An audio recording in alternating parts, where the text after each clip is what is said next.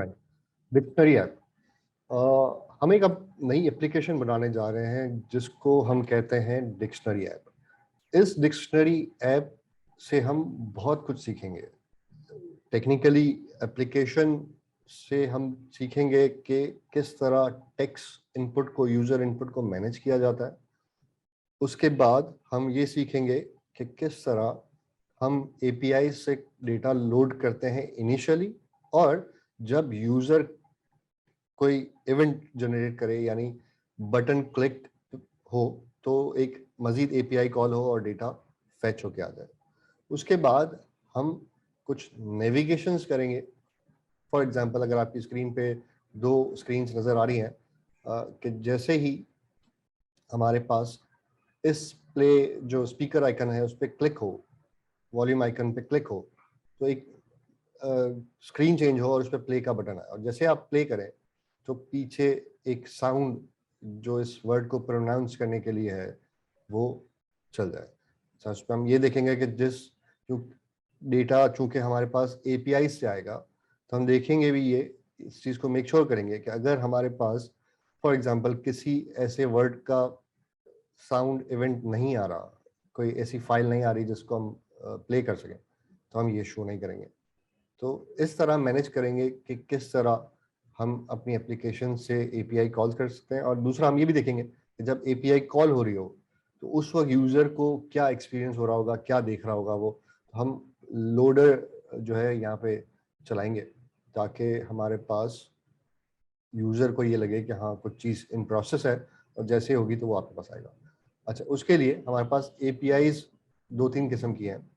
दो तीन किस्म की एपीआईज, यानी एक dictionaryapi.com से हम वर्ड मीनिंग लेंगे। रैंडम वर्ड अगर पिक करना हो, फॉर एग्जांपल मैं ये चाहता हूँ कि मेरी एप्लीकेशन जब लोड हो तो ब्लैंक स्क्रीन ना हो, क्योंकि यूजर तो लोड होने के बाद इनपुट करेगा, राइट। बट मैं कोई भी रैंडम वर्ड पिक करूँ हर लोड पे, जब भी एप्लीकेशन स्टार्ट हो एक रैंडम वर्ड लूँ, और फिर मैं ऑटोमेटिकली एक एपीआई कॉल कर दूँ और उसका वर्ड मीनिंग आ जाए। तो रैंडम वर्ड हम इस एपीआई से लेंगे, वर्ड मीनिंग हम इस एपीआई से लेंगे, और जो वर्ड हमें मिल जाएगा उसकी जो मीडिया फाइल है, ऑडियो फाइल, वो हम इस जगह से पिक करेंगे। अब जब हमारे पास जेसन का आउटपुट आएगा इस एपीआई से, तो हमारे पास कुछ तरीके के ऑडियो फाइल्स हैं, वो टेक्निकली है। मैंने ये चूज इसलिए की है क्योंकि इसकी जो अगर आपको जेसन दिखाऊं तो आपको आइडिया होगा कि मैं क्या कहना चाह रहा हूँ। फॉर एग्जांपल, हम जब यहाँ आते हैं तो डॉक्यूमेंटेशन पे जाते हैं हम।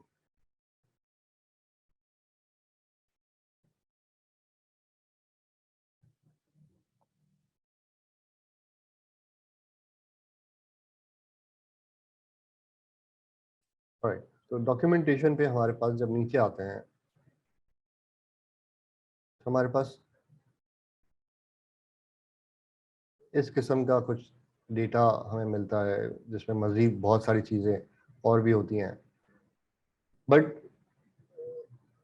हमारे पास एपी मतलब जो वर्ड के वो हैं, की के नाम हैं, वो बहुत छोटे हैं, जो कि होना नहीं चाहिए वैसे। बट चूंकि अब इसमें है तो हमें अब इशू ये है कि इसमें से सर्च करना है कि भाई कौन सा डेटा कहाँ फिक्स होगा। और दूसरा, जो इसकी ऑडियो फाइल्स हैं, वो ऑडियो फाइल्स थोड़ी सी डिफरेंट तरीके से हैं। उसमें कुछ कैटेगरीज हैं कि अगर प्रोनाउंसिएशन की जो ये पार्ट है, कि अगर MW है तो इस वाली साइट से मिलेगा, अगर 1 2 है, 1 है, P1 है, साउंड है, तो डिफरेंट तरीके से मिलेगा। तो हम डिफरेंट तरीके से एपीआई कॉल करेंगे बेस्ड ऑन द फॉर्मेट। जैसे PRS है, मैं आपको अभी सिखाऊंगा इंशाल्लाह कि किस तरह हम इस फाइल नेम को भी यहाँ से इस ऑब्जेक्ट से ढूंढ के और हम इस तरीके से कॉल करेंगे। तो इसको स्टार्ट करते हैं।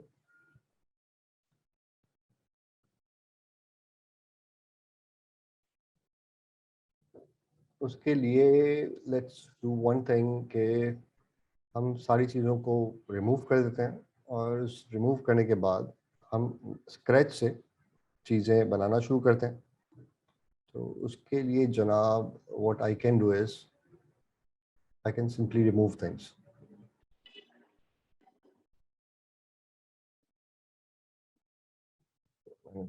डिलीट कर दी जनाब।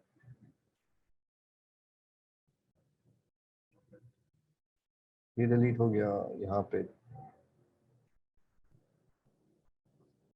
ये डिलीट कर दिया।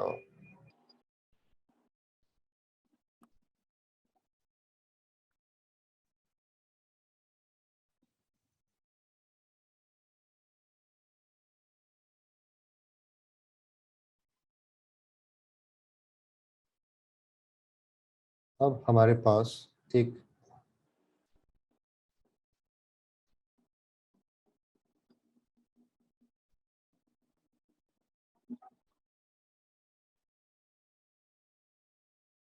Alright,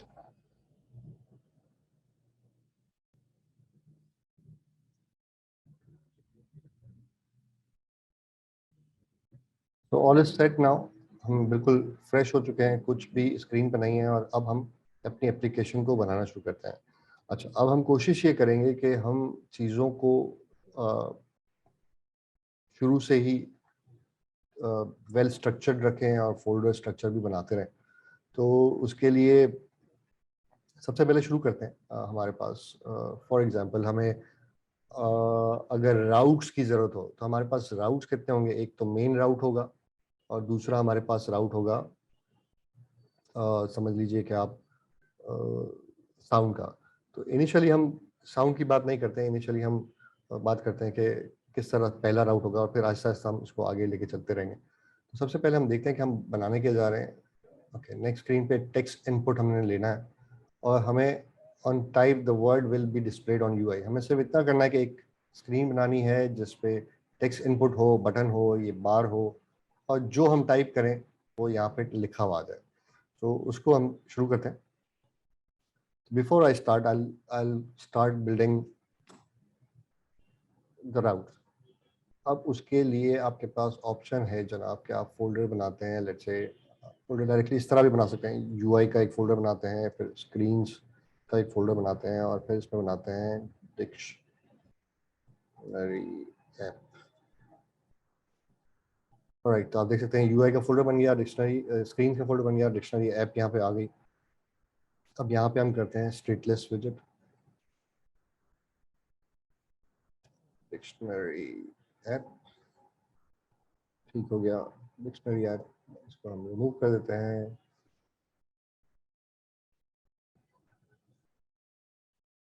all is well here. चलें, यहाँ पे ये चीज़ आ गई। इस जगह पे हम दे देते हैं जनाब मटेरियल ऐप, यहाँ ये हो गया, और होम में हम दे देते हैं कंटेंट। फिलहाल हमने ये दे दिया, राइट। अब हमें स्क्रीन बनानी है ताकि हम इस स्क्रीन को यहाँ कॉल कर सकें, और इस कॉल करने के बाद हम यहाँ पे कुछ डिस्प्ले करा सकें। तो ओके,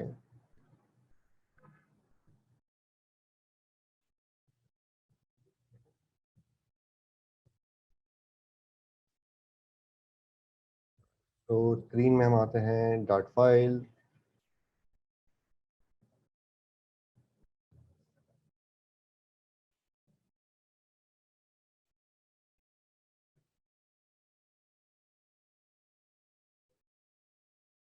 हम इसे लैंडिंग स्क्रीन कह देते हैं।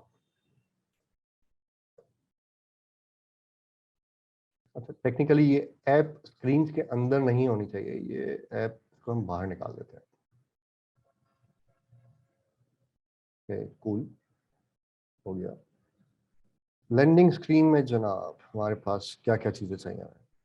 क्योंकि हम वर्ड को यूज करेंगे और इसे स्क्रीन पे प्रिंट कराएंगे, दैट मीन्स कि टेक्निकली अगर हम सोचें तो इसमें स्टेटलेस विजिट चाहिए या स्टेटफुल चाहिए। तो आप सोचेंगे कि यार स्टेटलेस विजिट को हम जब बनाते हैं तो उसमें जब वो बन गया उसके बाद हमको डेटा मॉडिफाई करके स्क्रीन को रिफ्रेश नहीं कर सकते। बट स्टेटफुल विजिट में जब भी हम काम करते हैं तो स्टेटफुल विजिट में हमें ये फायदा होता है कि हम जिस वेरिएबल को सेट स्टेट के थ्रू वैल्यू चेंज करते हैं, तो सेट स्टेट हमारी यूआई को भी रिफ्रेश करता है, और उस वैल्यू को अगर हमने स्क्रीन पे यूज किया तो अपडेटेड वैल्यू आती है। तो दैट मीन्स कि इस स्क्रीन को हमने स्टेटफुल बनाना होगा ताकि हम जो टाइप करें वो नीचे यहाँ पे नजर भी आए. तो let's do this. स्टेटफुल dictionary screen.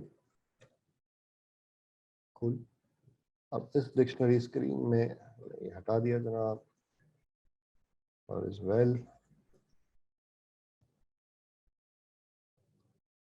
अब ठीक है यहाँ पे. ओके. नाउ अब हम क्या चीज करेंगे. फॉर एग्जाम्पल हमें ये मालूम है कि हम यहाँ पे कोई वर्ड लिखने वाले हैं. तो हम यहाँ पे लिखेंगे स्ट्रिंग. Let's say string. एक इनिशियल हो गया वर्ड जिसे हम यूज करते रहेंगे, क्योंकि हमें मालूम है कि जो यहाँ टाइप करेंगे वो यहाँ अगर दिखाना है तो हमें कहीं ना कहीं स्टोर करना होगा ताकि उसको हम सेट स्टेट करके उस वेरिएबल की वैल्यू चेंज करें, और चेंज करने के बाद हमारी स्क्रीन रिफ्रेश हो और हमारा काम हो जाए.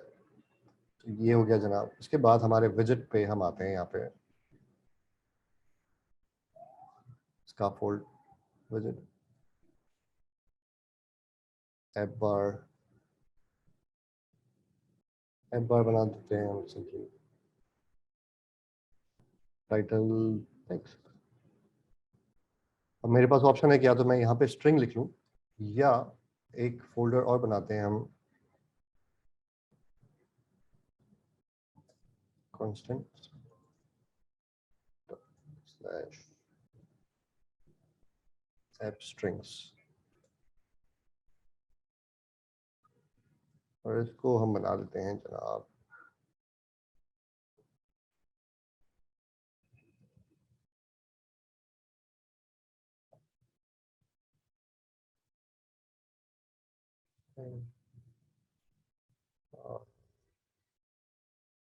App bar title.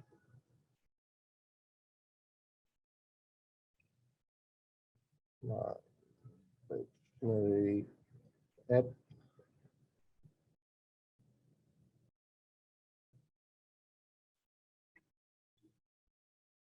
App strings dot app bar title. बेहतरीन. ओके हो गया. अब इसको सेंटर भी कर देते हैं. तो सेंटर करने के लिए होगा सेंटर टाइल ट्रू. फिर जब हम रिफ्रेश करते हैं और यहाँ पे आके प्ले करते हैं तो देखते हैं कि कुछ बेहतरी आई या एरर आए.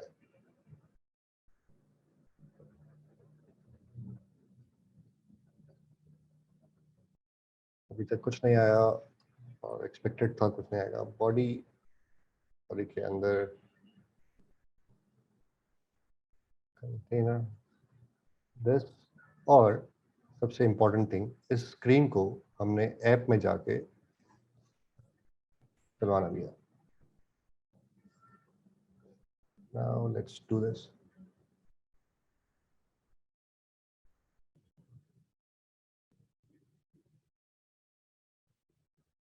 क्या हमने डिक्शनरी ऐप को मेन ऐप में चलाया? नहीं चलाया. तो फिर कैसे चलेगा? ओके.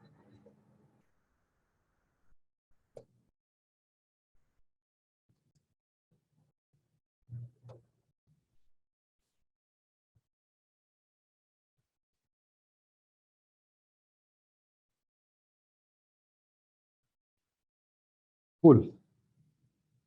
आगे बढ़ते हैं. फिर यहाँ पे हमने कुछ चीजें देनी है. वो चीजें क्या हो सकती हैं?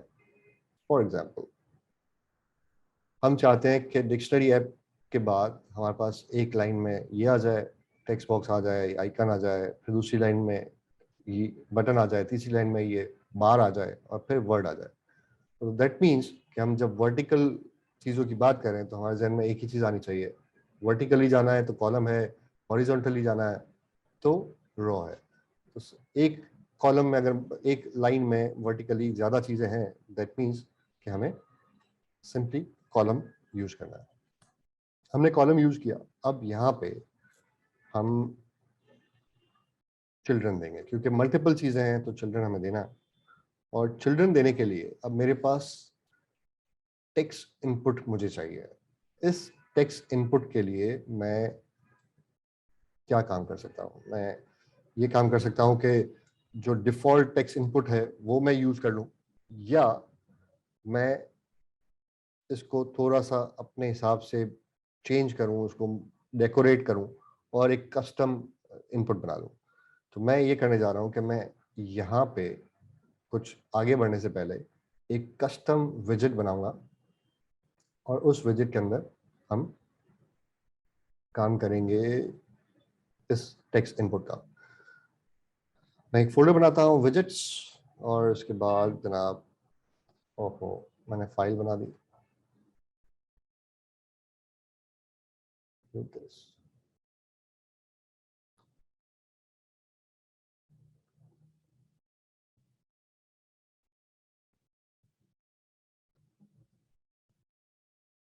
नो डॉट फाइल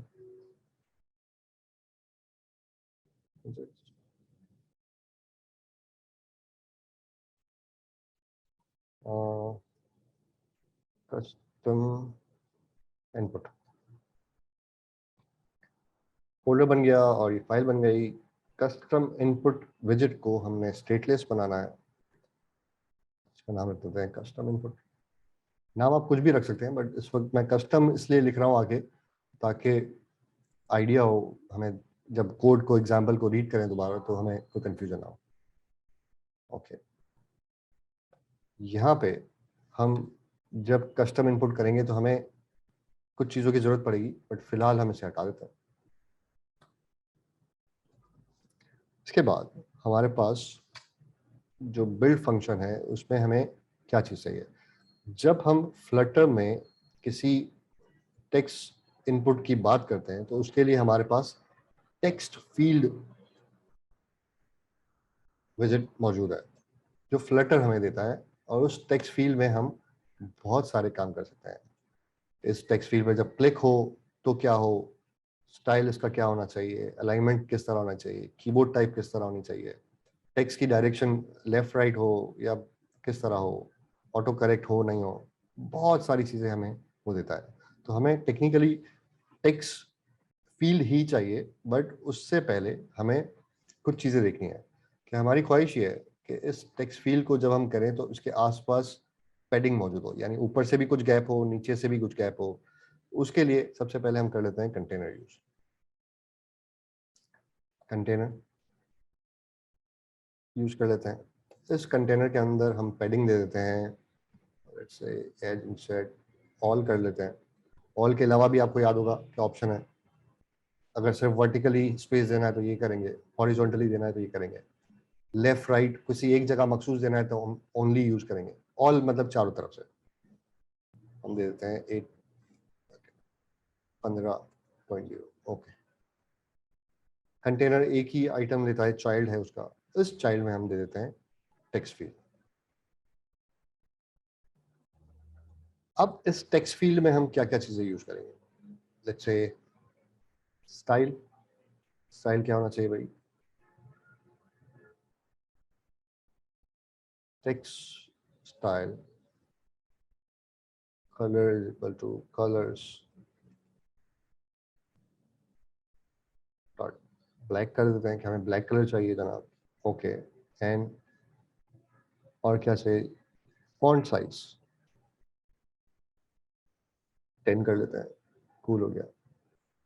अब बाकी डेकोरेशंस भी करते हैं, बट फिलहाल हम एक काम ये करते हैं कि इस कस्टम इनपुट को स्क्रीन पे देखते हैं कि बाय डिफॉल्ट वो कैसा दिखता है।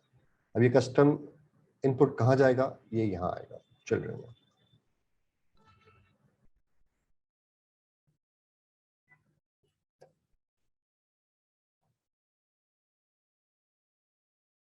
कह रहा है एरर है कुछ कस्टम इनपुट फाइल में। इस पर जब क्लिक करते हैं तो लाइन नंबर 13 भाई, ये सीम्स लाइक एक्स्ट्रा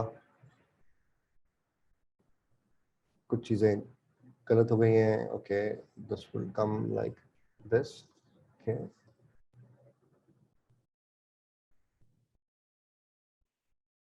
आप देख सकते हो यहाँ पे एक आइकन ब्लिक कर रहा है और कीबोर्ड खुल चुका है और बहुत छोटा सा आपको कुछ नजर आ रहा है लिखा हुआ, राइट। और यहाँ पे वो बता रहा है कि ये इवेंट्स खुद ब खुद आ रहे हैं, ये इवेंट्स हो रहे हैं, चीज़ें हो रही हैं। आप यहाँ पे चीज़ें टाइप कर सकते हैं। हमारी स्क्रीन पे ये आ गया है, बट हमें इसको कुछ बेहतर बनाना है।